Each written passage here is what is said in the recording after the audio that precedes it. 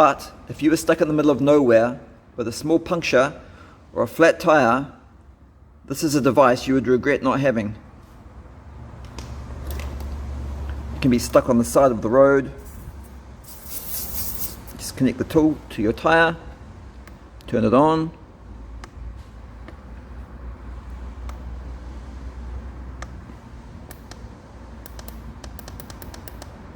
and pump it up.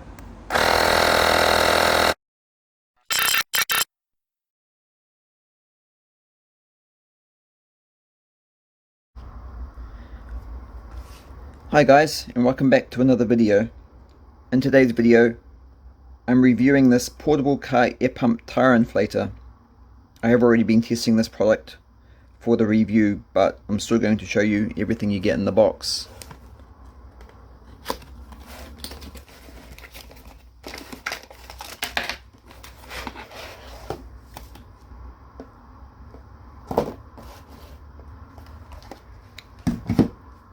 You get an instruction manual, user's manual, in Chinese and English.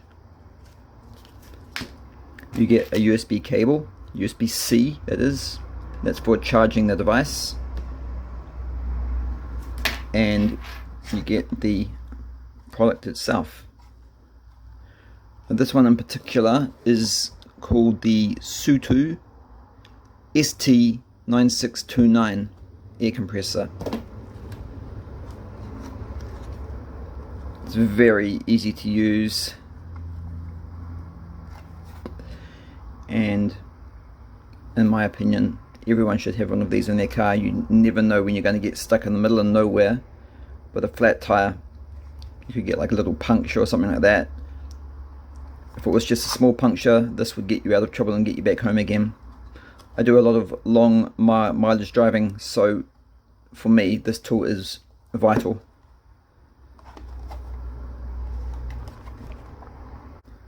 This cost me $30 plus shipping.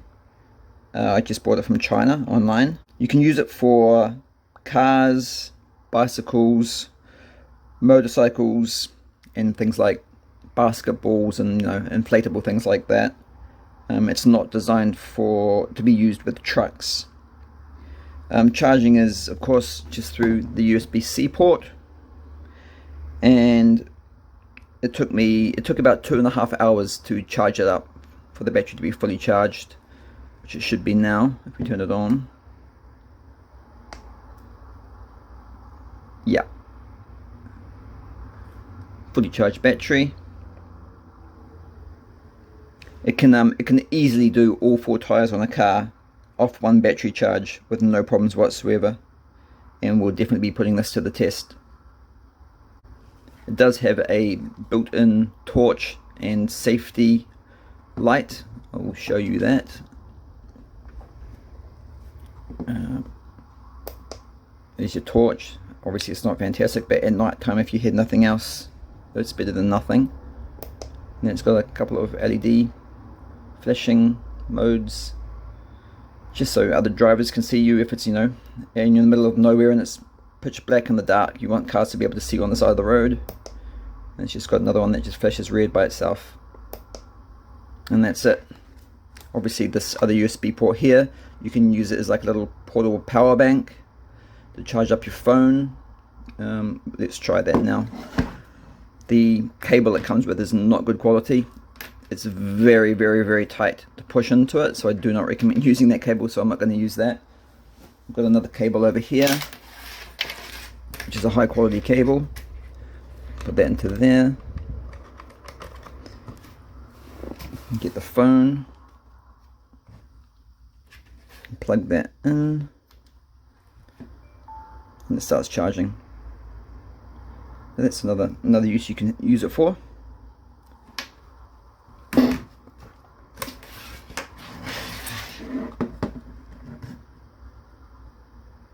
It has a maximum inflation capacity of 150 psi, and it has 4 pressure modes, which we will test out. So this is your power button here, this is your mode button, your up and down for changing the pressure tire that you want it to be set to, and that's your torch LED button in the middle there. So to turn it on, you just hold the power button down for a few seconds and it turns on. Now you've got, as you can see up here, you've got, this is in the car mode. If you press the mode button again, it goes to bicycle, again goes to motorcycle, and again goes to ball or other inflatable things that you want to do. Now let's go back to the car. So we can see it's set to 2.50 bar. If we want to change that to PSI, we just hold the mode button down for a few seconds again, and it changes to PSI.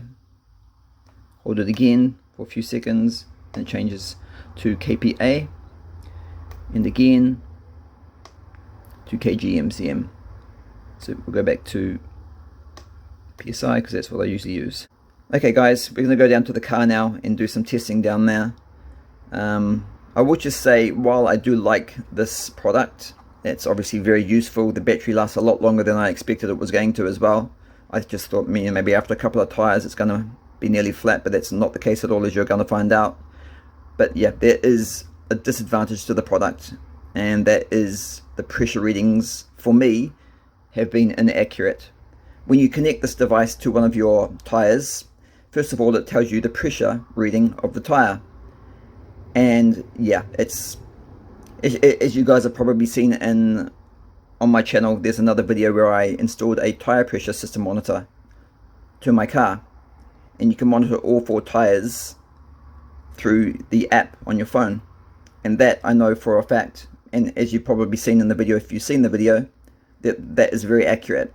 So I've been comparing it to that all day, and it seems to be around about 2 to 3 psi out. I've read through the instruction manual the best I can, done all the things they say to try, but nothing worked for me. But you know, it's no big deal, as long as you keep that in mind, that, like, you know, you may need to go up a couple more psi than what you want the tire to be inflated to. But anyway, I'm going to show you that now on the car. So let's go down to the car and try it out. Okay, let's connect the tire inflator to the tire.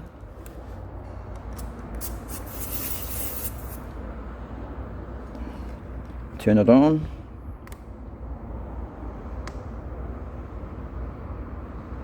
.6 bar. Change that to PSI. It says it's 38 PSI. Right, so if I want to pump that up to say 40 PSI, dial that into 40 PSI. Right, and so it's 38 now, so it's got to go up 2 more PSI. So we'll just see how accurate that is. So to start it, you just press the power button once, and it's quite loud, so turn your volume down now.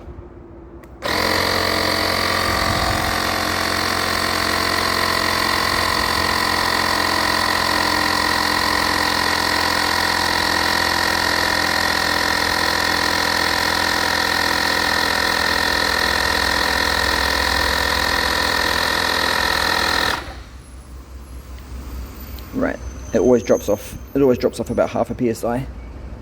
So that's up to pressure now. So undo that.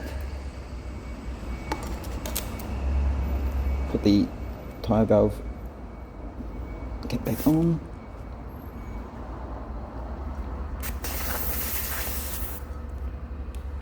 See what the app says. Yeah, okay, so it's saying it's 37.9, 38 psi. So as you can see before, as I said, it's not entirely accurate. So because I dialed it in to be 40 psi, it needs to be 42 psi or around about there for it to be actually 40 psi on the app. So now we'll do it again, and we'll set it to 42 psi.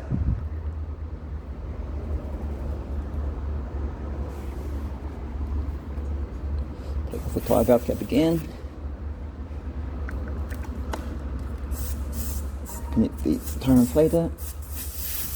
Oop. Get on there.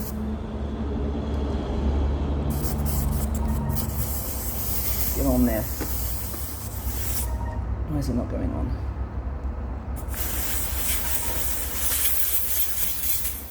There we go. Be gentle. Right. Oh. So let's set it to 42. And it should make it around 40 psi on the app, which is what I want it set to anyway. So again, we press the power button and pump it up.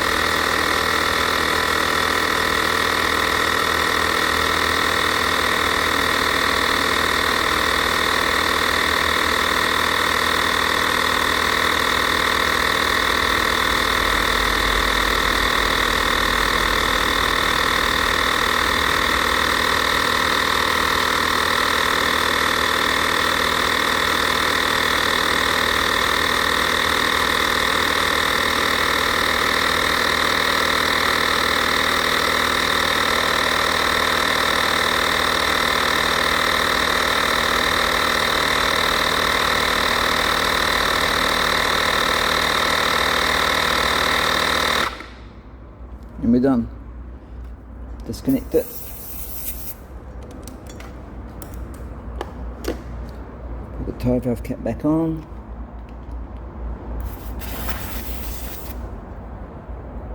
And see what the app reads it as now.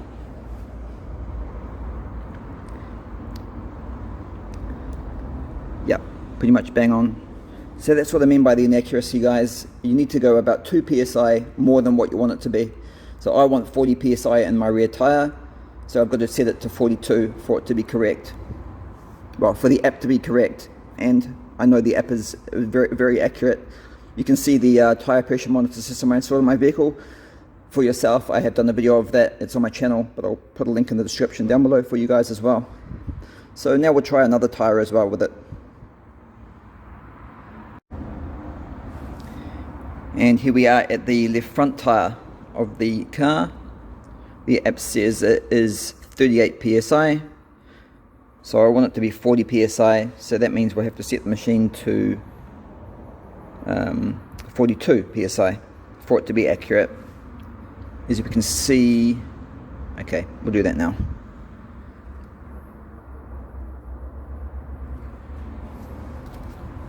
Take off the tyre valve cap.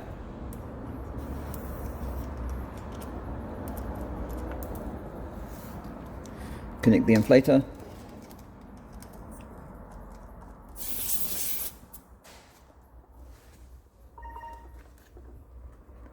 And we'll set to turn it on first.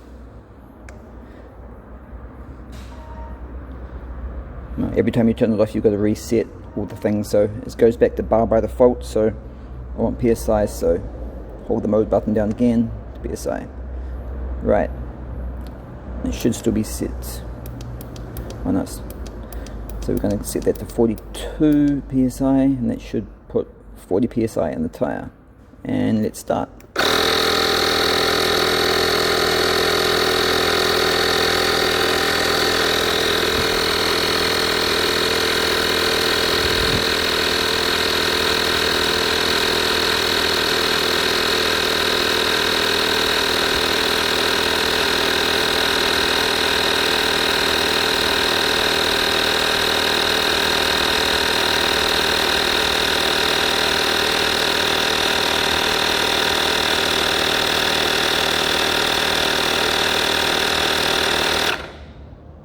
And we're done.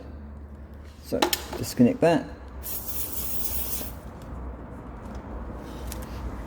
It does also, guys, have a automatic shuttle feature, so if you don't use it for, I think it's like about 30 seconds or something like that, it'll just turn itself off, which is good because, you know, it's power saving. So Now just connect the tyre valve cap again and see what the app says. Yep, 40.1 psi. So that's, as you can see, the product does work really well. It's just not super accurate with the readings, that's all. But you know, does it really matter? You know, if you're stuck on the side of it's stuck in the middle of nowhere and you've got nothing, this is definitely going to get you out of trouble. So, and how's the battery life doing? It's only dropped down 1 bar, so that's not bad. I mean, we put quite a bit of pressure on that rear tire, so we've done, oops, see, as I said to you before, it's got automatic shut off. I've just demonstrated that for you. So yeah, down 1 bar, so it's still got plenty of battery life left in it. Okay, now let's try it on a motorcycle tire. I don't have a tire pressure monitor system on this, but I can still use the one for my car. Just borrowed the tire valve cap from the left rear tire, so we'll put that onto the motorcycle just so we know what the reading is now first.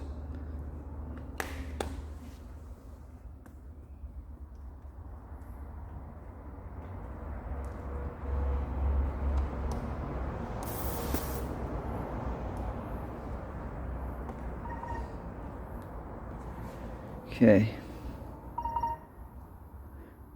and because the tire pressure monitor system is set to 35 psi, if it drops below that, I want to be warned about it.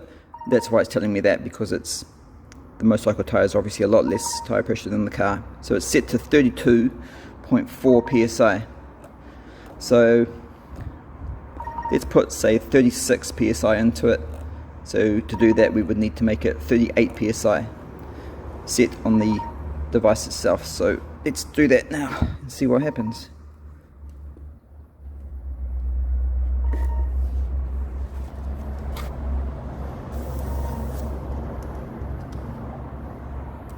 Connect the device to the tire.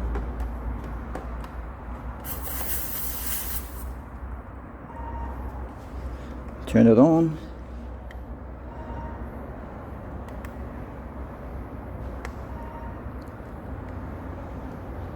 Now we'll set the mode to motorcycle. 33, so we'll make it 36, so we'll have to set it to 38 because of the accuracy.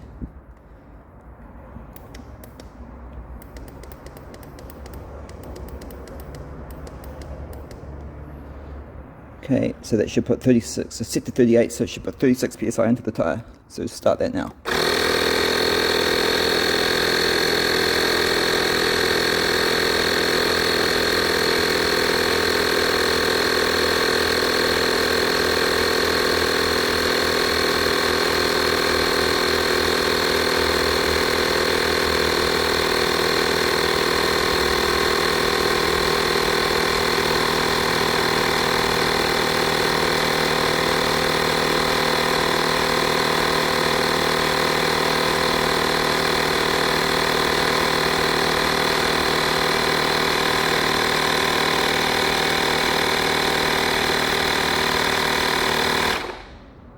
And we're done.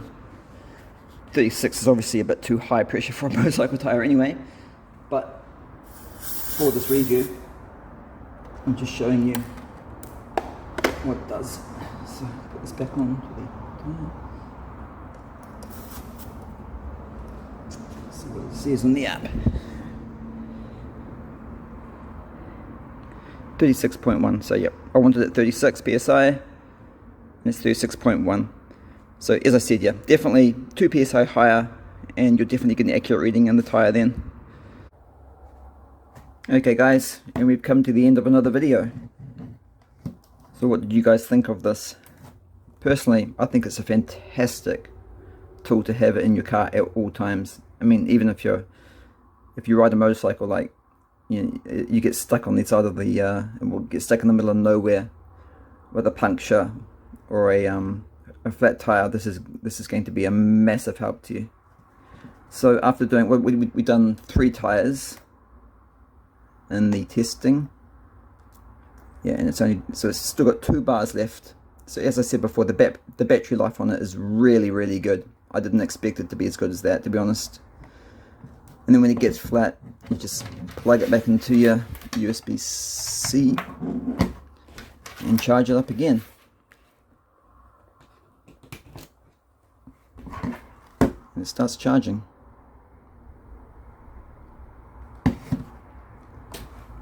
So the good things about the product is the price. I mean, $30 is a bargain. Charging it through USB-C. I mean, I love anything that charges through USB-C, so that to me is another bonus. The built-in torch, you know, if you've got nothing and you're stranded on the side of the road and it's pitch black, like at 2 in the morning, it's better than nothing. And it, you know, it works on pretty much anything, apart from trucks, of course. The automatic shutter thing is great for saving the battery life, and that works really well as well. So that's pretty much all there is to show about the tool. I can't think of anything else. So if you have any questions, guys, post down below and I can answer any questions you have about it for you. So as always, if you've enjoyed watching this video or you found it helpful, please like, share and subscribe to the channel for more videos which are released every week. Thanks a lot for watching, guys, and I'll see you in the next video.